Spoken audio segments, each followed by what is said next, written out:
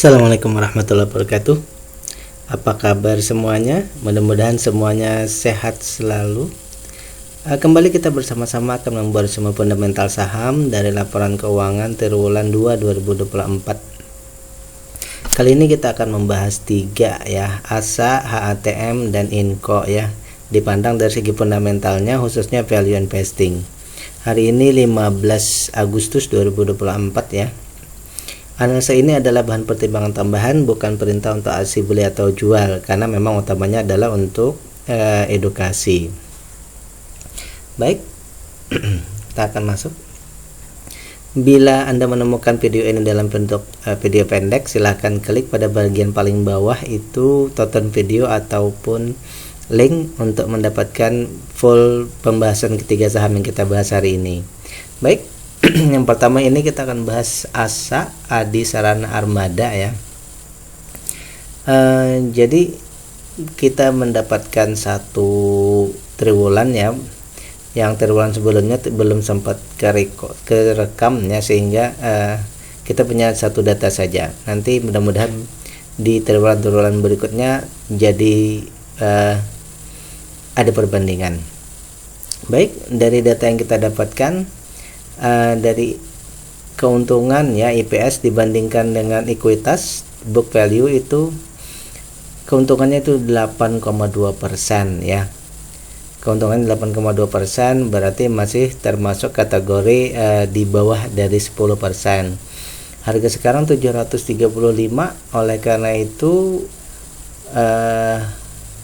PBV-nya ini ya, PBV-nya itu 37%, sudah lebih besar daripada 37% lebih besar ya daripada ekuitasnya. Jadi ini termasuk dalam wajar. Kemudian IPS ya, ini valuasinya ya. IPS itu maksimal belinya 441, sekarang sudah 735, berarti valuasinya ini sudah 67% lebih mahal. Jadi simpulan kita bahwa untuk valuasi ini mahal. Kemudian dari segi dividen, perusahaan sudah membagikan sangat besar, bukan cukup besar lagi ya, sangat besar, 71% di PR-nya. Namun dari 71% itu pun masih di bawah 5%. Jadi di sini PR-nya besar tapi dividennya masih kecil. Kemudian dari segi ketahanan ini hanya free cash flow-nya yang besar ya, 24%. Sisanya yang lainnya ini, yang 3 lainnya itu masih di bawah. Current ratio-nya hanya 94%. Hutangnya sudah 2 kali lebih besar daripada ekuitas. Kemudian hutang tak berbunganya 2,5 kali ya. Jadi ini termasuk modalnya ini ya, hutangnya lebih besar 2 kali daripada modal. Kemudian yang terakhir di bagian kepengandalian, semua saham ini ada di Bursa Efek dan non marketnya ini 44,9 atau 45 ya. Berarti 44-nya ini termasuk kategori sudah sangat besar ya. Sehingga ya kita ambil simpulan bahwa ini simpulan sementara ya, bahwa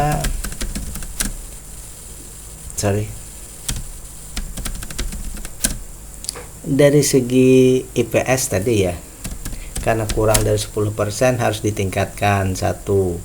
Yang kedua, dari segi harga juga ini ya sudah ketinggian juga ya.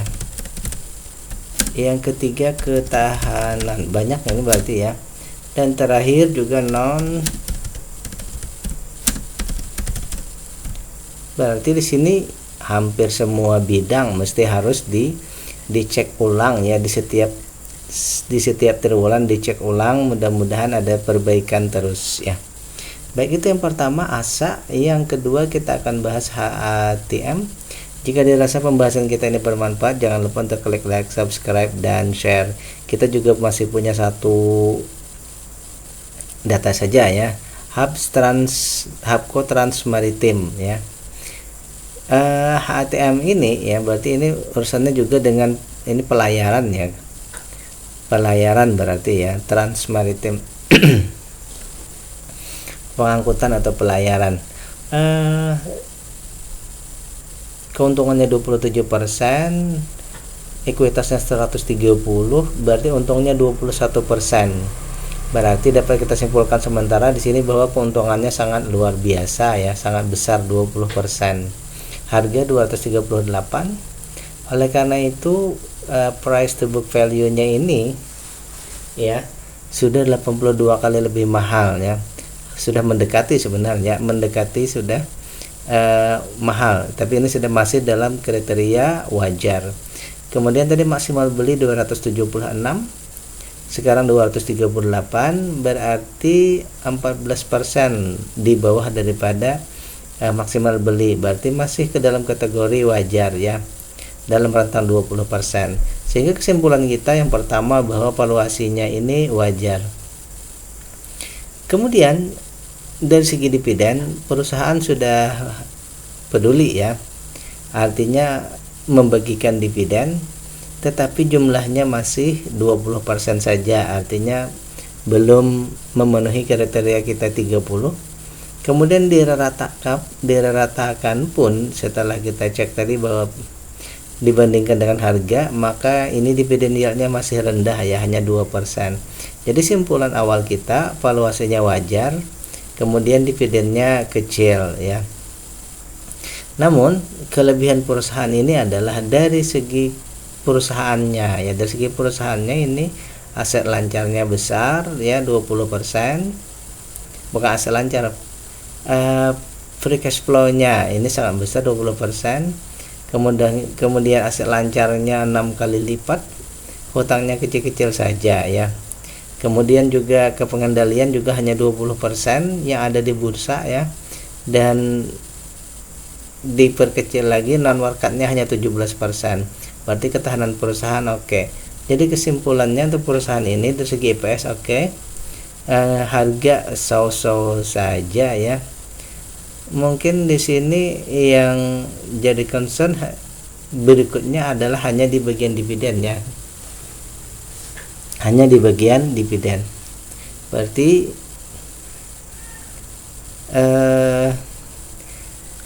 valuasi bisa juga sih agak turun menjadi murah misalnya, berarti menunggu, ini terlalu kecil, menunggu harga ya, harga melemah turun menjadi bukan di wajar tapi di murah ya, menunggu harga dan dividen membaik ya. Dividennya tadi sebaiknya kan di atas dari 30, ini misalnya 30 dulu ya, 30%, dia baru 3,4 ya, berarti harganya juga harus turun di sini kalau mau menjadi lebih murah lagi. Misalnya di 200, nah valuasinya murah tapi dividennya pun masih kecil ya. Oke, kalau seperti itu mungkin EPS juga meningkat. Tetapi cara lainnya adalah mungkin dividennya dibesarkan lagi ya. Tapi tetap kita harus menunggu dulu ya. Kita menunggu dulu perkembangan selanjutnya di triwulan berikutnya Kak ya. Mudah-mudahan ada perbaikan. Kita terus menunggu, kita harus menganalisa semua saham ya. Siapa tahu pada suatu saat ada yang ada beberapa yang kita temukan di tiap triwulannya. Ya masih bersabar. Berikutnya kita akan membahas yang ketiga, Inco Vale Indonesia ya. Di sini kita dapatkan sudah dapat dua data ya, di triwulan 1 dan triwulan 2. Di triwulan 1 ini ya, kita bandingkan dengan triwulan 2 bahwa book value-nya ada peningkatan ya, 3.900 jadi 420, berarti ekuitasnya ini ada naik Rp300. Namun IPS-nya, keuntungannya di sini ada penurunan ya. Semula di triwulan 1 itu keuntungannya ya 426, di triwulan 2 ini keuntungannya 165 ya. Sangat turun banyak ya. Harga juga ikut turun, aset lancarnya naik, hutangnya tidak berubah, kepemilikan juga tidak berubah besar. Berarti di sini ya kita lihat bahwa yang paling besar itu perubahannya adalah di keuntungan bersihnya yang berubah, keuntungan bersihnya yang turun ya. Nah, saya tidak mengecek kenapa turun ya, kenapa turun besar. Cuma yang jelas kita melihat di sini ada perubahan. Baik dari triwulan 1 itu keuntungannya 10%, 10,6 masuk kriteria, tapi di triwulan 2 ini keuntungannya hanya 3,9%. Ini sangat kurang berarti ya. Dari 10%. Baik, sekarang kita cek dari segi valuasi dulu. Dari segi valuasi bahwa harga sekarang ya dibandingkan dengan nilai buku itu 13% lebih murah ya, 13% lebih murah. Namun dari IPS tadi ya, karena dia turun banget 165 jadinya maksimal 1650. Jadi harga sekarang kalau kita mau beli ya sudah 1,2 kali lebih mahal. Jadi kesimpulannya dari segi book value oke saja, tetapi dari segi valuasi beli ini sudah kemahalan ya, melebihi dari batas maksimal beli. Kemudian karena tadi ada penurunan ya di tahun 2022 itu 30% pembagian dividen. Tapi tahun ini bisa aja dicek nanti ya.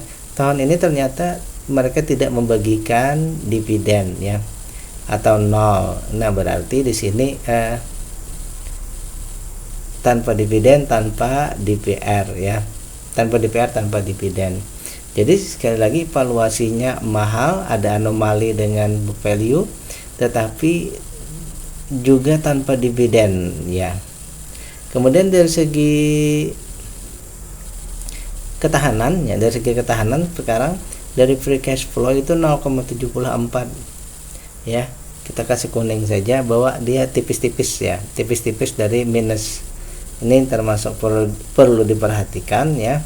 Kemudian dari segi yang lainnya tidak ada masalah ya, aset lancarnya besar, hutang berbunga malah tidak ada, hutang tak berbunganya saja 14 ya. Kemudian tambahan lagi bahwa perusahaan ini tapi apakah sudah selesai atau belum saya belum tahu ya. Kan akuisisi dari Mind ID ke perusahaan ini sedang berjalan. Di sini ya yang saya dapat datakan sampai Juni itu asing masih 53% ya, lokal 45%. Berarti di sini asing masih dominan ya. Coba 53/99 saya cek dulu ya. 53/99 itu 53% ya. Berarti di sini asing sangat berpengaruh ya. Dalam harga ini asing berpengaruh. Kenapa? Karena mereka 53%, sedangkan lokal hanya 45 ya. Baik. Dari semua data yang kita dapatkan di sini ya, berarti di sini sekarang karena ada pengurangan keuntungan yang besar tadi ya,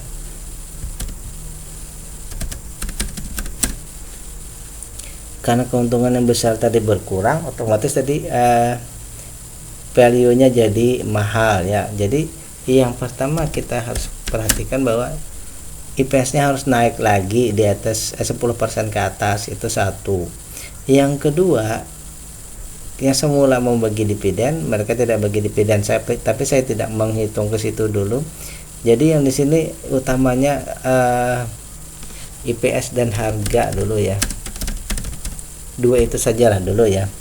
Concernnya kita memperhatikan bahwa perusahaan ini apakah nanti ada perbaikan dari segi IPS dan harga. Maksudnya adalah IPS-nya naik, kemudian harganya turunlah dulu menuju ke wajar, kan sekitar 1600-an ya. Kalau bisa seperti itu ya kita tunggu pergerakan selanjutnya, apakah nanti yang dominan IPS atau dominan harga ya, yang naik itu IPS atau harga yang turun. Kemudian untuk dividen nanti menyusul mengikut ya. Selanjutnya kita akan membahas, sudah habis ya. Coba saya cek ulang. Ya. Asa, HATM, HATM dan INCO ya. Kita sudah membahas ketiganya. Ini sebagai bahan pertimbangan tambahan ataupun sebagai edukasi, bukan perintah untuk melakukan aksi beli atau jual, hanya sebagai bahan pertimbangan tambahan. Mudah-mudahan bermanfaat. Assalamualaikum warahmatullahi wabarakatuh.